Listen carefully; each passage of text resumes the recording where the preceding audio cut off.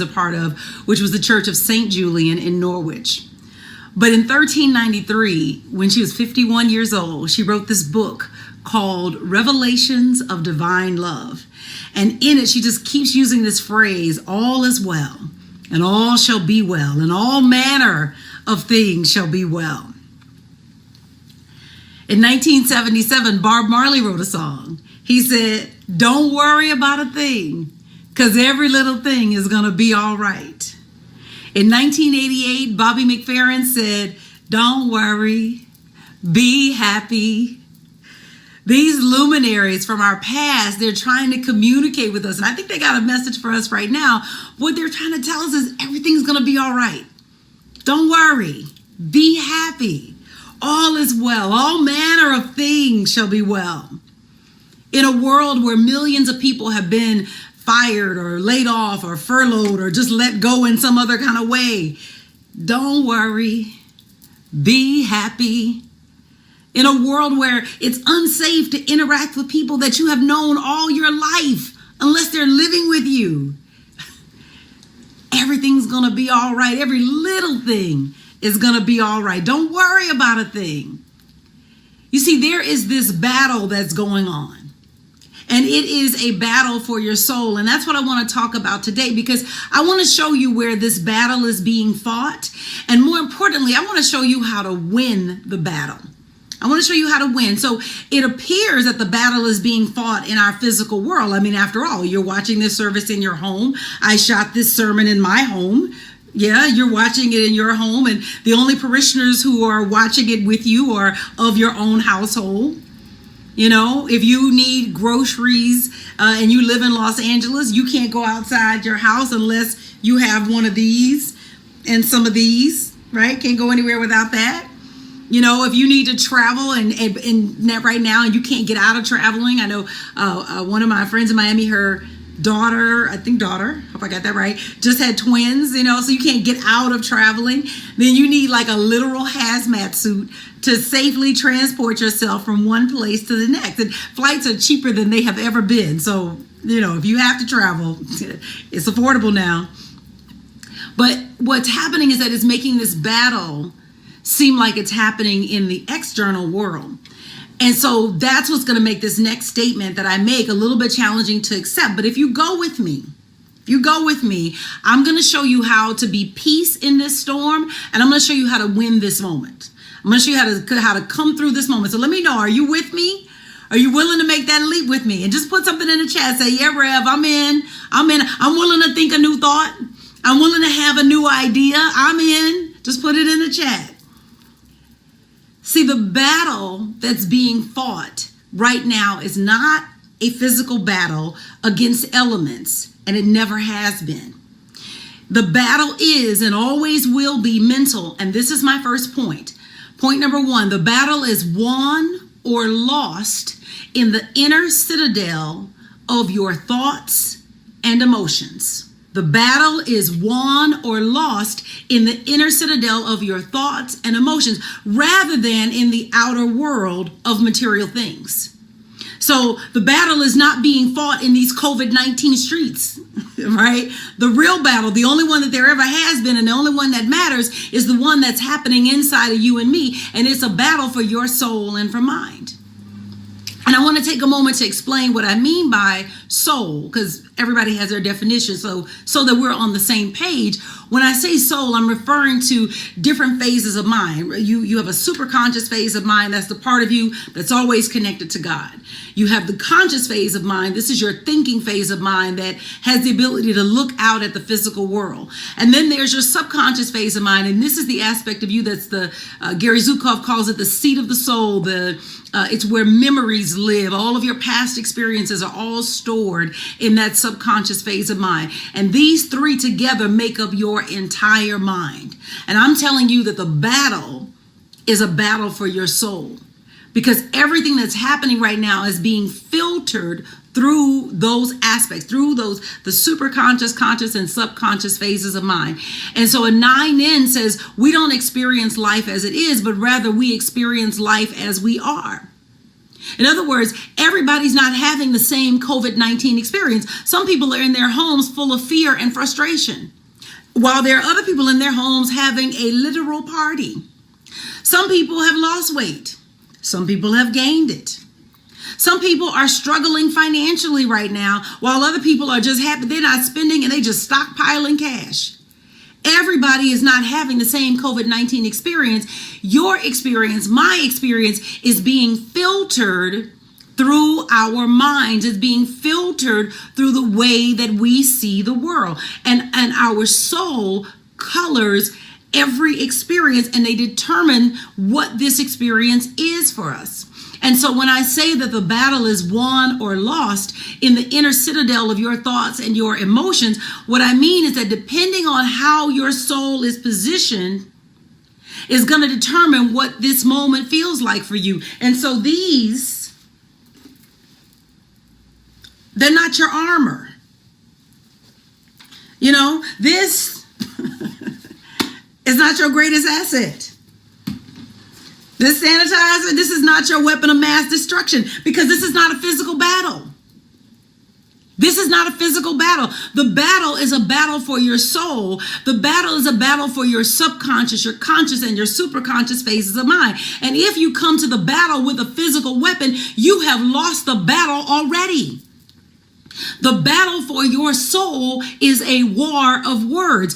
The words that you employ at this time are going to determine whether you lose or whether you win.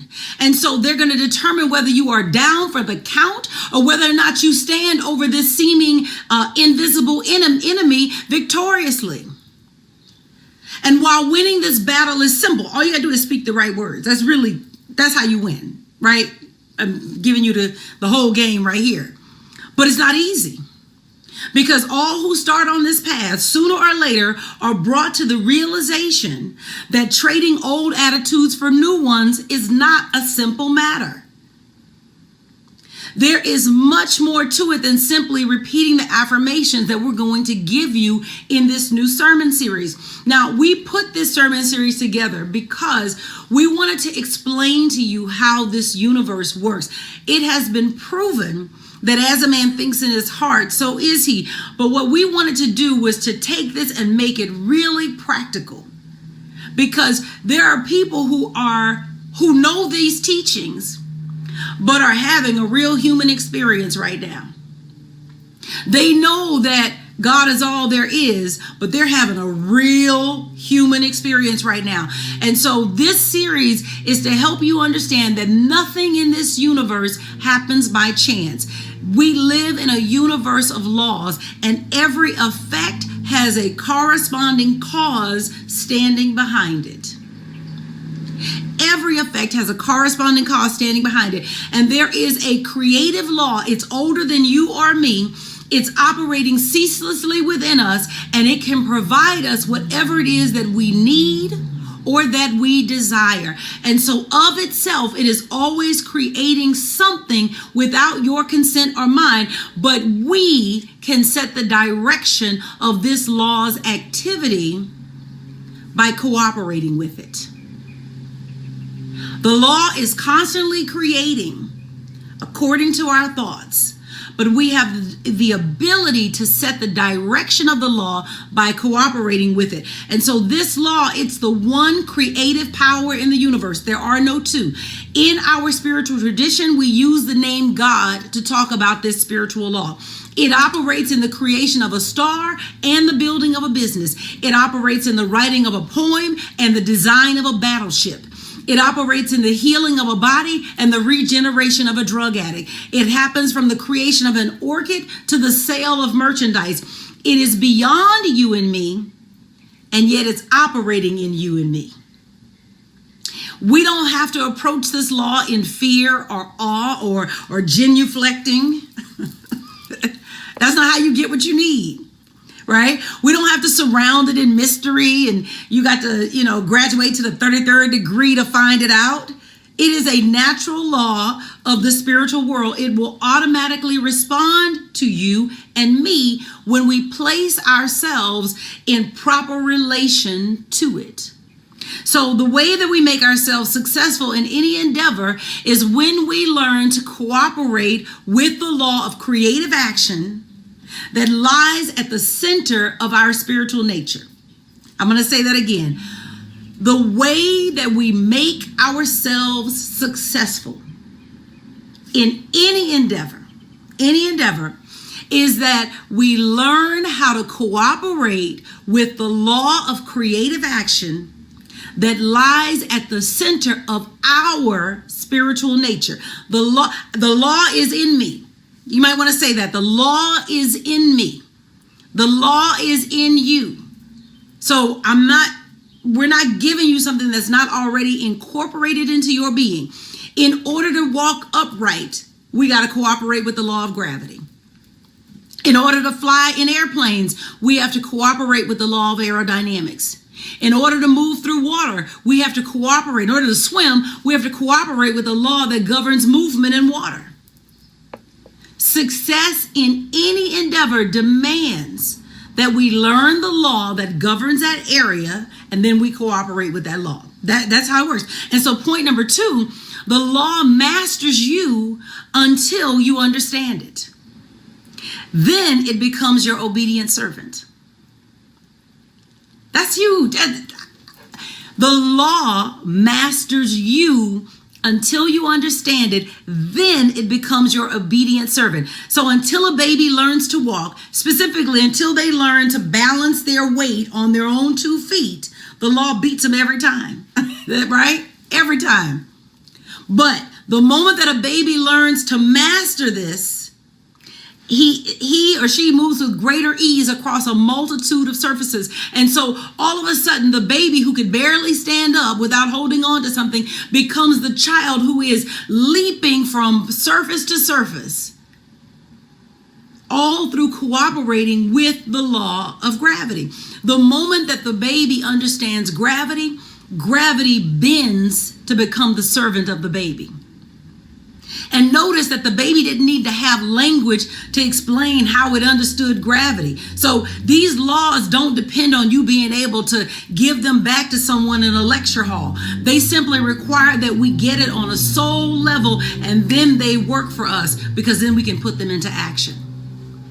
And so the baby understands gravity on a soul level, and therefore it is able to master gravity.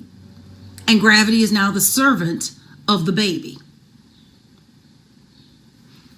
Any law is your master until you understand it. And as soon as you understand it, it becomes your servant. And so you're able to use it to your advantage. So now I want to tell you this. You don't master a law by hearing that it exists. Okay? So the baby doesn't learn to walk because the parent is standing on the other side of the room saying, come on, come on, come on. That baby's got to do like you and me. It's got to put one foot in front of the other, put that law of gravity to the test, and then it masters it. And so the moment that we as a people mastered the law of aerodynamics and aeronautics, we were able to not only put a plane in the sky, but we were able to send a rocket into outer space and to the moon. The spiritual laws that govern our universe, what they demand is that we be absolutely honest with ourselves, right? That we never avoid the truth, and nor do we excuse ourselves, right? That we never run away from the disclosure of hidden unworthy motives. We never shrink from any required steps to be taken in mastering our human nature. Through spiritual law, God has made provision for you to heal your body, for you to be financially secure and free, for you to have harmonious relationships, for you to experience true love and companionship, for you to eliminate destructive habits, and for you to truly enjoy inner peace. The provision has already been made. This is your birthright. God when he made you capable of having these things. You are perfect in your origin. Regardless of where you've been, regardless of what you have been through, nothing has changed your divine origin or your capacity to enjoy the gifts that were locked up inside of you before you came on the planet. And the good news, all you Gen Xers, listen up, and everybody else, 50 years of negative thinking does not take 50 years to reverse. That is good news. 50 years of negative thinking does not take 50 years to reverse. Within a very short time, you can turn your mind around. Any area where you're not getting the results that you want, baby, you can reverse it. The earth is showing us that right now. The earth is literally showing us that right now. 1 month of no driving, of reduced eating out and reduced meat production and all kind of other stuff has produced cleaner air. One newspaper reported that LA's air, which is usually terrible, actually ranked the best in the world. The best?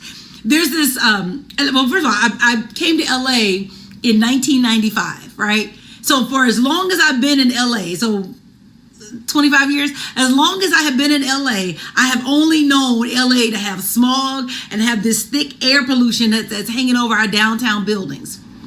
But with this stay-at-home order in place, something dramatic has happened to LA's air quality in less than 1 month.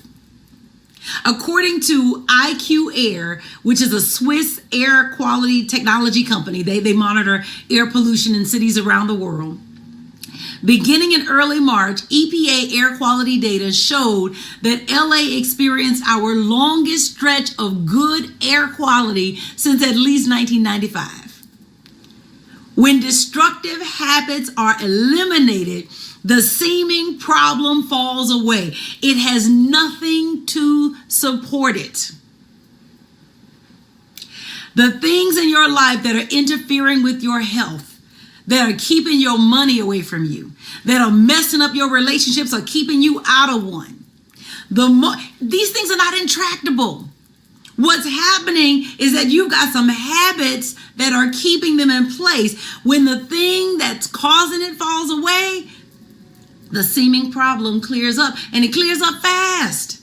We have been trying for years in California to clean up the air. We have been trying everything we can to incentivize people to get gas guzzlers off the road, to encourage automakers to make more efficient cars, and you know, we probably could have guessed that, you know, okay, no driving, this, you know, the air quality would have gotten better, but who knew it would happen so quickly? And to be the best in the world?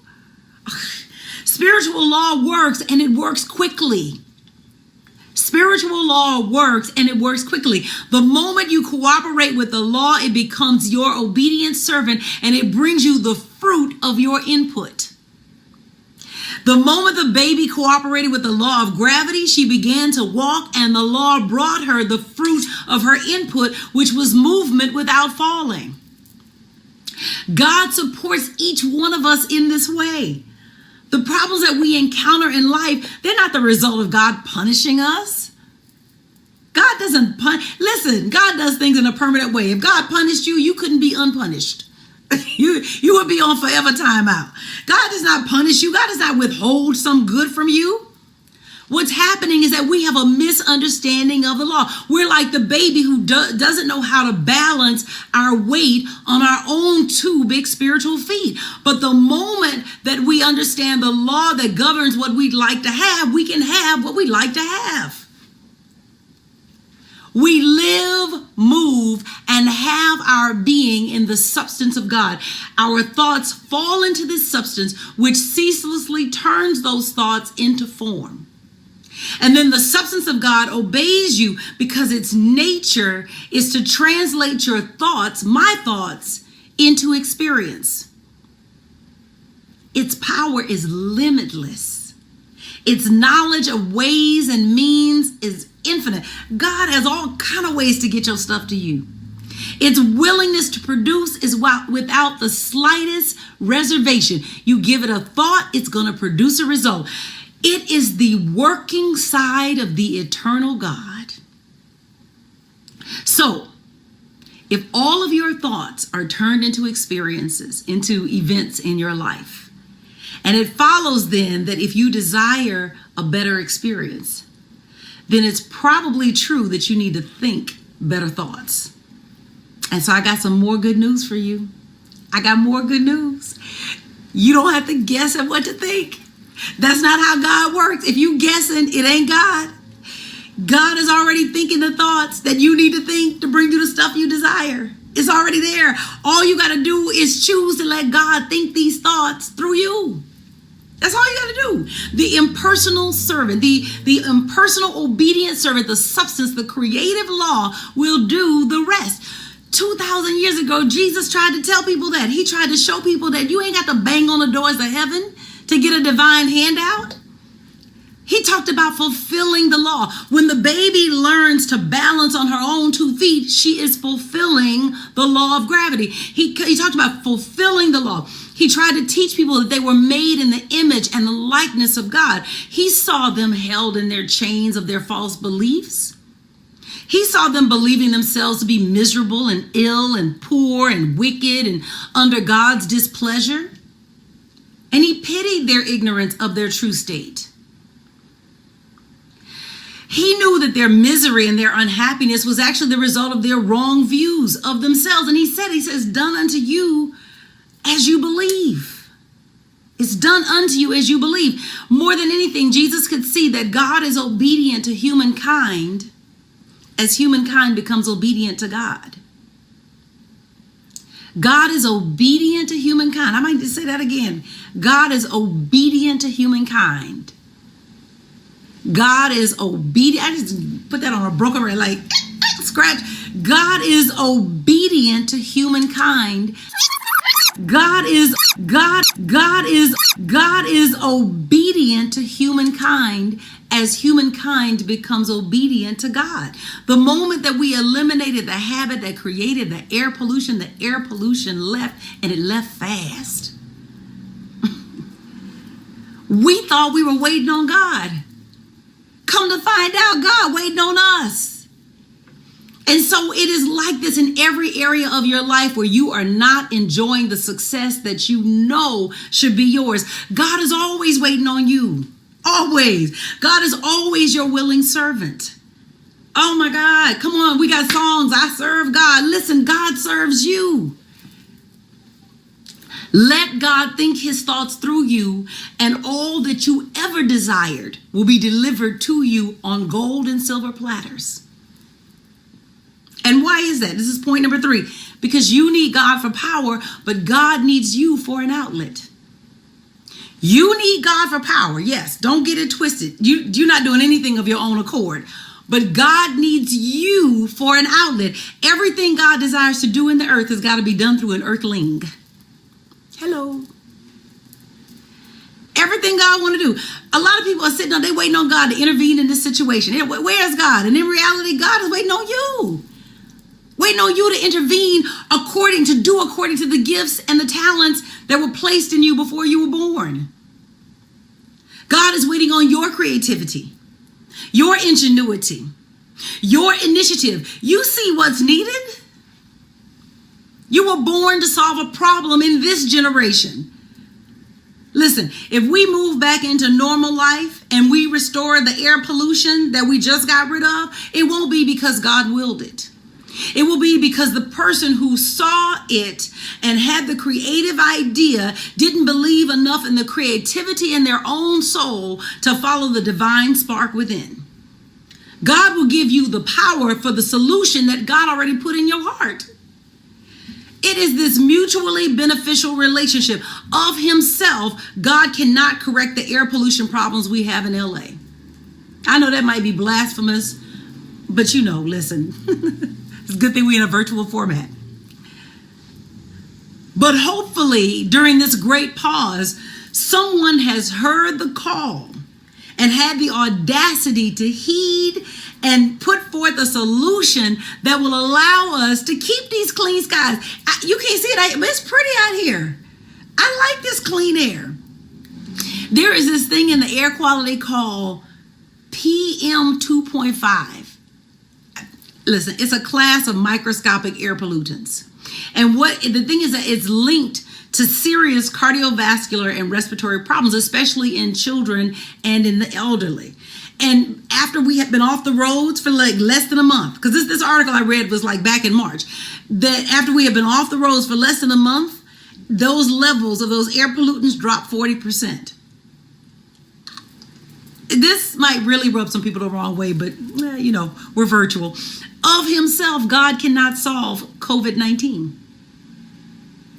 But he has put his solution of this so-called virus into the hearts and minds of his people. We're waiting on God, God waiting on us. And so if you find yourself asking the question, where is God in all of this? Like, let's just say that question comes to mind. Know that the answer is waiting on you. Waiting on you. Now, this might seem crazy because we did open this service with a song that said, they that wait on the Lord. So I think I should take a moment to explain what I mean by that. When we say wait on the Lord, what we mean is that when we quiet ourselves so that we can hear the urging of spirit. Quiet ourselves. See, the solution to every seeming problem already lies inside of us. No problem appears without its corresponding solution. If the problem is here, the solution is here. That's just how this universe works. And so there is no problem on earth that we do not already have a solution for, including COVID-19. The so-called vaccine, or whatever our response will be to this thing, is not being so much discovered as it is being revealed. So to wait on the Lord means to slow yourself down enough to perceive what is already present. God is not sending blessings. You came to the planet fully blessed. All that's happening is that, like that baby that's learning to walk, you are learning to master the laws that govern the stuff you want. And so you have good that is in spiritual escrow, that as you master the spiritual laws of this universe, they get released into your experience. As you master the laws of money, you get more money. You have as much money as you have mastered the laws of money. It is not the government. It is your mastery of the law. As you master the laws of health, you demonstrate greater health, a better body. As you master the laws of communication, guess what happens to your relationships? They get better. As you master the laws of love, you draw divine companionship. Every blessing is already here. Every blessing is already here. You came to the planet fully blessed, fully financed by God. Everything that you've done since your birth has simply been a revelation of your divine birthright. The gifts come or appear as you develop the spiritual capacity to have them. And so you don't have to trip on somebody else's blessings. You can get to work on your own consciousness. You can stop thinking man's thoughts. You can start thinking God's thoughts, and your boo will come, baby. Listen, you don't have to trip on somebody else's financial wealth. Who got the stimulus check and who didn't get the stimulus check. Get to work on your own consciousness. Stop thinking man's thoughts. Think God's thoughts about money, and the money shall come. It has no choice. It can't go anywhere else. It can't go anywhere else. No money has left the planet. They didn't put money in a rocket ship and send it up to the moon. All the money that there ever has been through all space and time is present right now. It's just waiting on your cooperation so that it can come into your life. And so health is waiting on you. Money is waiting on you. Divine companionship is waiting on you. All the good that there ever was is waiting on you. The scripture for this lesson comes from 2 Chronicles 20 and 15. And it says, "Thus says the Lord, do not be afraid or dismayed because of this great multitude, for the battle is not yours, but God's." See, the battle belongs to the Lord, which is the law of your being. The battle is not being fought in these streets. The battle is being fought in your soul. Will you agree with God, or will you agree with man? See, man says there's not enough to go around. God said, look, there's more than enough to spare and to share. Man says you only have so many years to live. God says, I came that they may have life, and that more abundantly. Man says it's impossible. God says, with me, all things are possible. There are no incurables. There are no unattainables. There is nothing called impossible. So your choice then is, are you going to believe God, or are you going to believe man? And so I want to give you 3 steps for mastering the universal law. We're going to go into more depth in this series on how to work these, but really, I just want you to write them down and begin to think about them. But you're going to come back to this over the course of this sermon series many times. This is how you win the battle. Step 1, understand how the creative law works. Every effect has a creative law that governs it. When you work the law, you get the fruit that the creative law governs. So the law of aerodynamics governs the movement in the skies, right? It doesn't negate the law of gravity. It simply shows you how to work with the law of gravity. Heat up the air beneath you, and the heated air then is going to lift you into the sky. And so you could do it in a hot air balloon. You could do it in a dirigible. You can do it in an airplane, a helicopter, a rocket ship. It don't really matter. It just cooperate with the law, and you get the fruit that the law governs. And so in this series, you're going to learn how to work the law back of health, the law back of financial wealth, the law back of relationships, romantic and platonic, the law back of inner peace. And so you don't want to miss a Sunday. Step 2, form the correct mental image. We live in a mental universe. Our world is really a reflection of our minds. Life is an exact mirror of your thoughts and feelings and your emotions. And so as soon as the baby provided a correct mental image, the law of gravity released the baby to enjoy the fruits of walking and moving without falling. Your health, your money, your relationships, your friendships, your career, all those things look like the mental image that you have been supplying the creative law. The moment that you remove the faulty image, the spiritual law replaces your experience with one that accords with God's will of absolute good. And it really doesn't take that long. Who knew that our air could clean up in less than 1 month? Dramatically. Clean up enough to be considered the best in the world. God is as instant as your willingness to provide the correct mental image. And so you came to the planet fully blessed. There's nothing new coming. It's already here. And so what you need to do is to get the right mental image so that your good is unlocked from spiritual escrow. And so in this sermon series, what we're going to show you is how to establish that right mental image. You know, we're going to look at what are the wrong images that you've been holding in your mind about money and about love and about health that are keeping your blessings locked away from you. And we're going to put it in practical terms. You will not need a theological degree to understand this. And finally, step 3, you want to release your image to God. Now, here's where a lot of people fall down, because they get that, okay, I need to understand spiritual law and I need to give a right image, and I get the right image, but then they don't want to let it go. And so we're going to show you how to stop digging up your seed, you know, because some of us, we got the right mental image, but we in that soil, like, is it growing yet? Is it growing yet? And so there's an element of working with divine law where we have to release it. We got to let it go. We literally have to detach. And so if there are places in your life where you have not been willing or able to detach, we're going to give you some tools, some techniques, and some habits to help you begin to genuinely let grow so that those seeds, that you got the right seeds, so that those seeds can germinate and can grow. And so the things that we share with you are going to help you master this moment, because the law of thinking has not been suspended.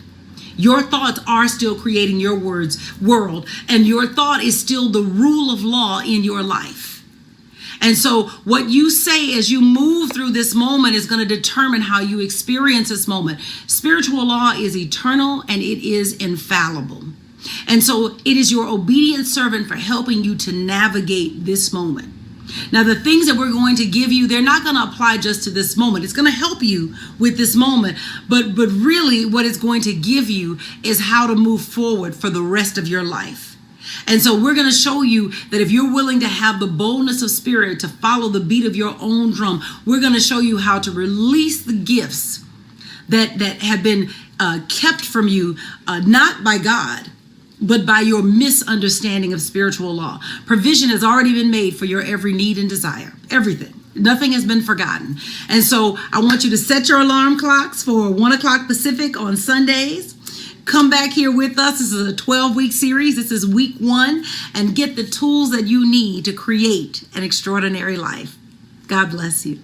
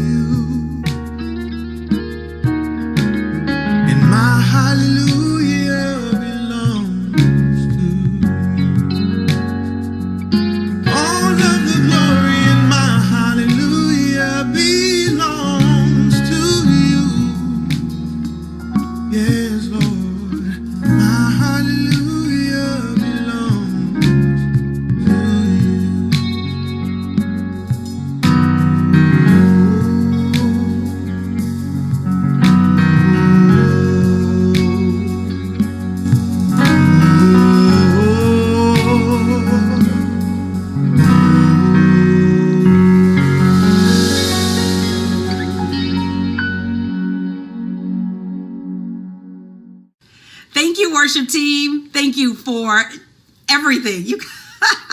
I say this every Sunday, but you guys really are incredible. You really are amazing. You really are stupendous. You really are the best. You are our absolute best. You are the cream of the crop when it comes to God's talent. This is our time to bring the tithes into the storehouse. We believe in the dignity of an equal energy exchange.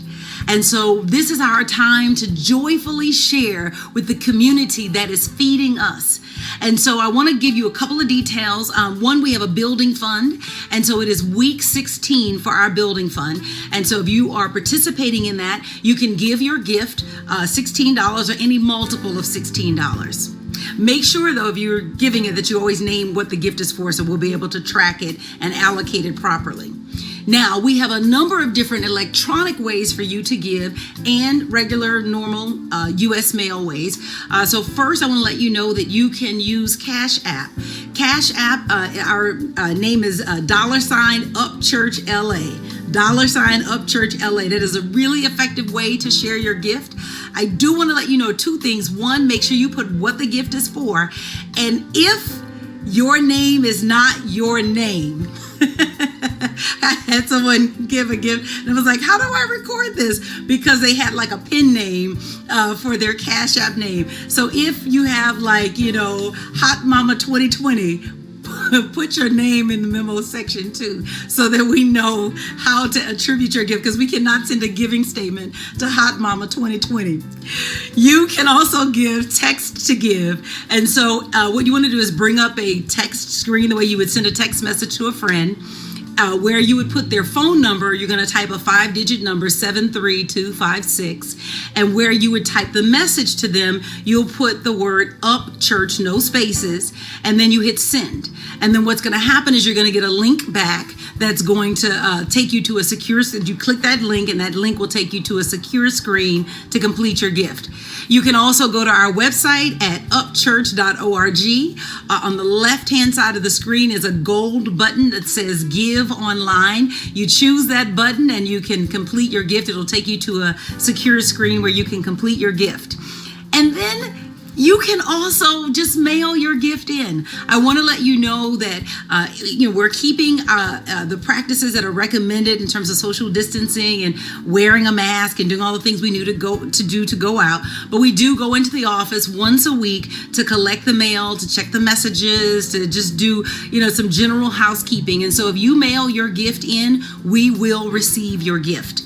Our street address is 600 West Queen Street, Inglewood, California, 90301. I think that's going to appear on your screen. 600 West Queen Street, Inglewood, California, 90301. Okay. First, let's bless the gift, because we always want to set an intention. So take your gift however you have come prepared to share, whether that is given electronically or your checkbook, whatever that looks like. And you want to take it in your left hand and you want to cover it with your right hand. And we just want to bless it. And so repeat after me. Divine love through me blesses and multiplies all that I give, all that I have, all that I receive. I give in love and I trust God. Yes, thank you, family. Thank you. Always want to set intention with money. All right, now let's complete this blessing with a declaration. You can put in the chat, you can say, I am in the flow, or you can say, I give cheerfully and I receive graciously. I give cheerfully and I receive graciously. We just putting an extra blessing on it. We're just sending that gift out with enthusiasm, because the scripture says that God loves a cheerful giver. Maybe you might want to declare, I am divinely supplied. Everything I need is flowing to me now. I am so divinely supplied. Everything I need is flowing to me now. Thank you, family. Thank you for supporting our ministry. We are going up, up, up, up, up. And I thank you for being a partner in this process with us. Hey, family, let's keep you in the know. Here's what's up at Up. Things are confusing. You don't know what to do. It seems the world is closing in on you. It's time to move, but you don't know where to go. You're in a panic and you can't let it show. Don't call your neighbor, your answer isn't there. Don't look to family, they have their own despair. There is a place to go where someone will care. Take your burdens to the Lord in prayer. You can always go to God and pray. Be assured that He will meet you there. You don't have a thing to worry about. God can handle it without a doubt. Jesus will meet you there.